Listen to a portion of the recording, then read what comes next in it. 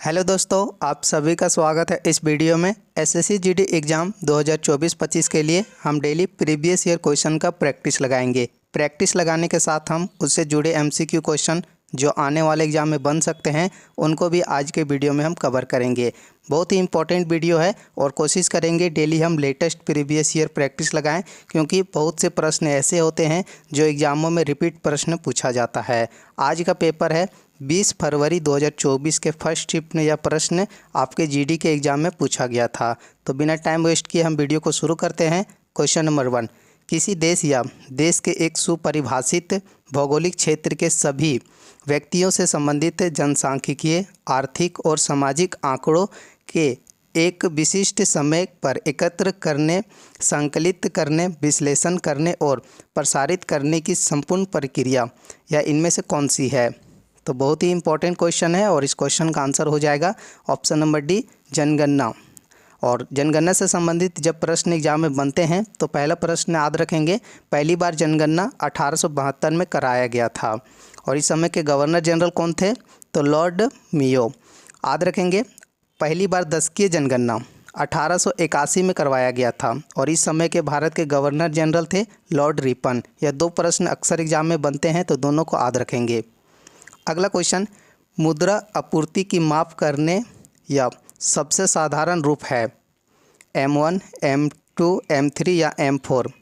इनमें से देखा जाए तो भारतीय रिजर्व बैंक मुद्रा की आपूर्ति के वैकल्पिक मापों के 4 रूपों को प्रकाशित करता है, जो हैं M1, M3, M2, M4। यह सभी मुद्रा आपूर्ति के माप का या सबसे साधारण रूप है, लेकिन इनमें से सबसे साधारण रूप जो माना जाता है M3 और इस क्वेश्चन का ऑप्शन नंबर बी आंसर हो जाएगा। क्वेश्चन नंबर 3, न्यायाधीश को हटाए जाने के संबंध में नीचे गए दिए को कथनों को पूरा कीजिए। एक प्रश्न यहाँ से ऐसे फिक्स पूछा जाता है एग्जाम में और इस प्रश्न का आंसर अगर सभी को आप अच्छे से पढ़ेंगे तो आंसर हो जाएगा, न्यायाधीश को हटाने के लिए बहुत कठिन प्रक्रिया निर्धारित करता है और इस क्वेश्चन का आंसर हो जाएगा ऑप्शन नंबर सी, न्यायाधीश को हटाने के लिए महाभियोग जैसी प्रक्रिया लानी पड़ती है और इस क्वेश्चन का ऑप्शन नंबर सी आंसर याद रखेंगे। क्वेश्चन नंबर 4, जब मेंडेलीफ ने अपना कार्य आरंभ किया उस समय कितने तत्व ज्ञात थे? और इस प्रश्न का आंसर हो जाएगा ऑप्शन नंबर ए, उस समय जब आरंभ किए थे उस समय 63 तत्व ज्ञात थे। आगे बढ़ेंगे। क्वेश्चन नंबर 5, मई 2023 में किस राज्य के मुख्यमंत्री को भव मुक्त राज्य बनाने के लिए भारत रत्न डॉक्टर भीमराव अंबेडकर पुरस्कार से सम्मानित किया गया? और इस प्रश्न का आंसर याद रखेंगे option number B, Uttar Pradesh के मुख्यमंत्री। दोस्तों, उत्तर प्रदेश के मुख्यमंत्री योगी आदित्यनाथ भव मुक्त राज्य बनाने के लिए डॉक्टर भीमराव अंबेडकर पुरस्कार से सम्मानित किया और इस क्वेश्चन का ऑप्शन नंबर बी आंसर हो जाएगा। क्वेश्चन नंबर 6 है, 23 मई 2023 को भारतीय प्रतिस्पर्धा आयोग competition commission of India CCI के अध्यक्ष के रूप में किसने पद संभाला? बहुत ही बेसिक क्वेश्चन है और इस क्वेश्चन का आंसर हो जाएगा 23 मई 2023 को CCI के अध्यक्ष के रूप में यह पद संभाले हैं Ravneet Kaur. Option number A answer हो जाएगा। आज का PDF दोस्तों आपको मिल जाएगा टेलीग्राम चैनल पर। सभी स्टूडेंट टेलीग्राम चैनल जरूर ज्वाइन करेंगे और आज का PDF डाउनलोड कर लेंगे। क्वेश्चन नंबर 7, निम्नलिखित में से कौन सी भारतीय संगीतकार सर्वोच्च नागरिक सम्मान भारत रत्न प्राप्त करने वाला या फिर वाली पहली महिला गायिका बनी है? तो इनमें से आंसर याद रखेंगे MS Subbulakshmi. Option number C answer हो जाएगा। इससे जुड़े इंपॉर्टेंट पॉइंट याद रखेंगे, MS सुब्बलक्ष्मी कर्नाटक संगीत की प्रसिद्ध गायिका थी। वह भारत के सर्वोच्च नागरिक सम्मान भारत रत्न इसे वर्ष 1998 में प्राप्त करने वाली पहली भारतीय संगीतज्ञ थी। और इससे जुड़े कुछ रोमांचक और इसे ऑप्शन से याद रखेंगे तो जाकिर हुसैन यह संबंधित है तबला वादक से, R.D. वर्मन यह संबंधित है हिंदी फिल्मों के प्रसिद्ध संगीतकार से संबंधित है, A.R. रहमान को आप सभी लोग जानते होंगे और यह किससे संबंधित है इस क्वेश्चन का आंसर बताएंगे कमेंट बॉक्स में। क्वेश्चन नंबर 8, सत्यशोधन समाज के संस्थापक कौन थे? सत्यशोधन समाज के संस्थापक थे Jyotirao Phule. Option number C answer हो जाएगा। ज्योतिराव फूले या 1873 में सत्यशोधन समाज के स्थापना किए थे महाराष्ट्र में। ऑप्शन नंबर सी आंसर याद रखेंगे। क्वेश्चन नंबर 9, भारतीय उपमहाद्वीप में ज्ञात लेखन की सबसे प्रारंभिक शैली का नाम क्या है? तो इस क्वेश्चन का आंसर लगभग सभी स्टूडेंट को पता होगा कि भारतीय उपमहाद्वीप में ज्ञात लेखन की सबसे प्रारंभिक शैली जो माना जाता है सिंधु लिपि, और इस क्वेश्चन का ऑप्शन नंबर बी आंसर हो जाएगा। इसे सिंधु लिपि के साथ साथ हड़प्पा लिपि भी कहा जाता है। क्वेश्चन नंबर 10, भारत की पहली आर्थिक जनगणना राज्यों केंद्र शासित प्रदेश के सहयोग से कब किस दौरान लक्षद्वीप को छोड़कर संपूर्ण देश में आयोजित की गई थी? क्वेश्चन नंबर 10 का आंसर हो जाएगा भारत की पहली आर्थिक जनगणना राज्य केंद्र शासित प्रदेश के सहयोग से 1877 में 1877 के दौरान केंद्र शासित प्रदेश या लक्षद्वीप को छोड़कर संपूर्ण देश में आयोजित की गई थी। आगे बढ़ेंगे दोस्तों, आप इस चैनल को सब्सक्राइब जरूर करें क्योंकि एसएससी जीडी से संबंधित जितने भी इम्पोर्टेंट फैक्ट होंगे और आने वाले एग्जाम में प्रश्न पूछे जाएंगे, इम्पोर्टेंट टॉपिक जो अक्सर एग्जाम में प्रश्न पूछे जाते हैं, सभी का मैं प्रैक्टिस लगाने वाला हूं जो आपके एग्ज़ाम के लिए बहुत ही इम्पोर्टेंट होगा। और इस वीडियो को अपने दोस्तों के पास शेयर जरूर करें ताकि उसे भी प्रीवियस ईयर प्रश्न का प्रैक्टिस लगाने में हेल्प हो जाए। क्वेश्चन नंबर 11, महिला आरक्षण विधेयक 2023 के अनुसार लोकसभा और राज्य विधानसभाओं में महिलाओं के लिए कितनी सीटें आरक्षित है? यह सभी प्रश्न एग्जाम में पूछा गया है तो आप सभी आसान तरीके से आंसर लगा सकते हैं। एक तिहाई 33% सीटें आरक्षित है महिलाओं के लिए। और आगे बढ़ेंगे क्वेश्चन नंबर 12, वाराणसी हिंदू त्यौहार दिवाली के सम्मान जो निम्नलिखित में से किस जनजाति द्वारा मनाया जाता है? वाराणसी हिंदू त्यौहार दिवाली के सम्मान में जो मनाया जाने वाला है किस जनजाति? बरली और कोंकणा जनजाति।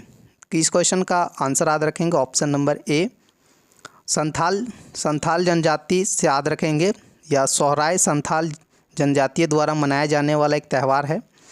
और देखिए अभी लेटेस्ट एग्जाम में जो प्रश्न पूछे जाते हैं इसी प्रकार के कि संथाल जनजाति द्वारा कौन सा त्यौहार मनाया जाता है, तो सोहराय याद रखेंगे। गोंड और भील जनजाति द्वारा या होली के सम्मान में मनाया जाने वाला एक त्यौहार है।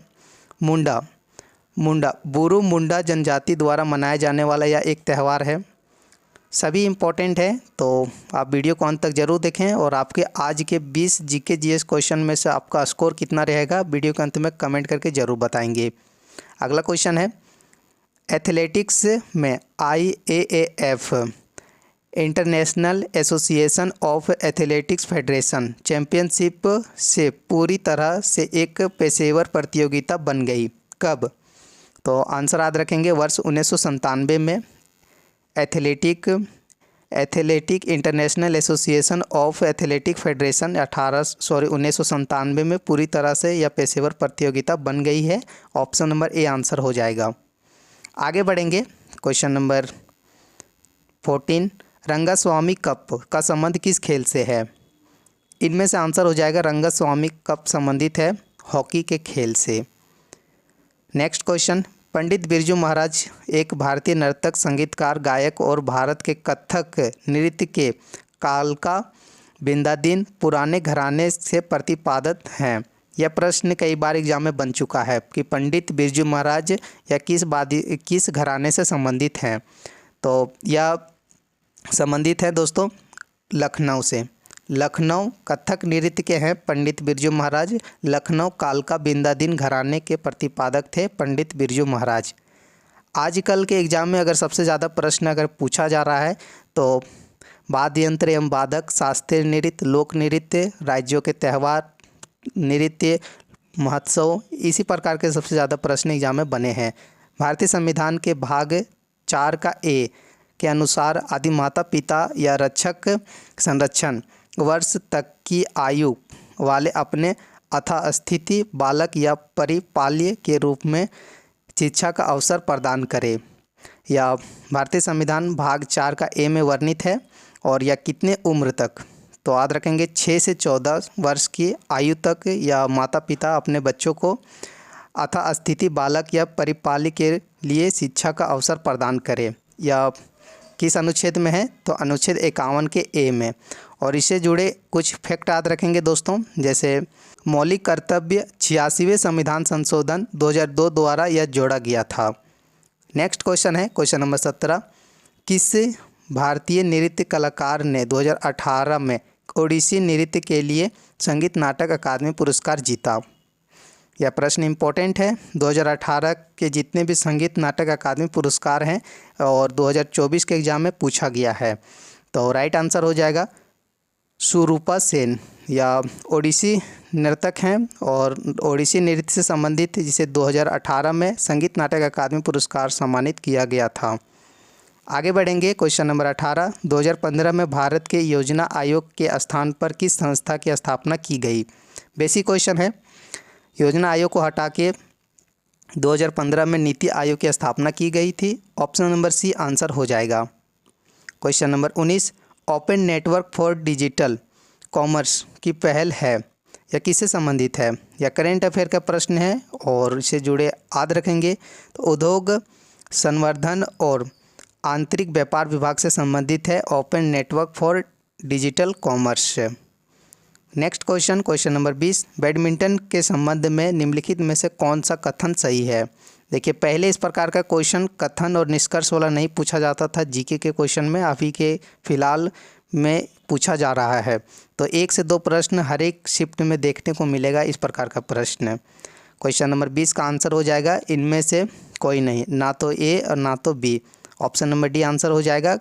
और दोस्तों, आज के 20 MCQ क्वेश्चन में से आपका स्कोर क्या रहा कमेंट बॉक्स में ज़रूर बताएंगे। डेली प्रीवियस ईयर क्वेश्चन का प्रैक्टिस लगाने के लिए इस चैनल को सब्सक्राइब और इस वीडियो को अपने दोस्तों के पास शेयर जरूर करें। Thank you, bye bye, take care.